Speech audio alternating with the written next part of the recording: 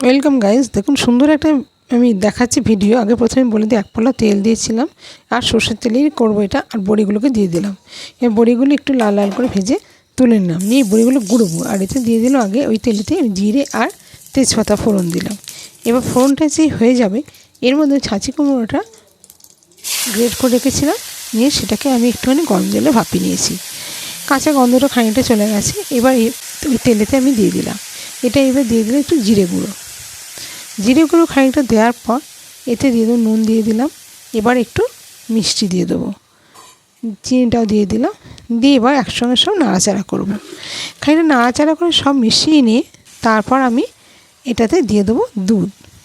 বেশ অনেক খানিকটা দুধ আমি দিয়েছি, অনেকটাই, মানে যতটা সেদ্ধ হবে ততটা পর্যন্তই দুধ দিয়ে আমি সেদ্ধ করেছি। আমি এতে জল একদমই ব্যবহার করিনি। তাই যাই হোক, এটা ফুটতে দেবো। আর ফুটে গেলে তারপর আমি এতে দিয়ে দেবো একটু ঘি আর একটু গরম মশলা।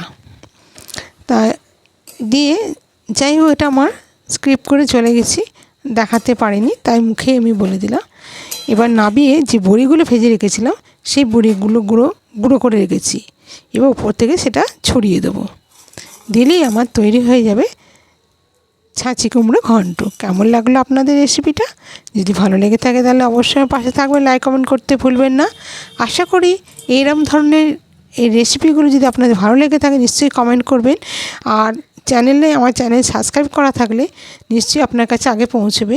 তাই এরকম নিত্য নতুন আপনারা যদি আমার চ্যানেল সাবস্ক্রাইব করে নিত্য নতুন ভিডিও দেখাতো আমি আরও উৎসাহিত হব। তা যাই হোক, দেখুন, যদি আশা করি আপনাদের ভালো লাগবে, আপনারা পারলে এরকম করে ট্রাই করুন, অসাধারণ খেতে হয়।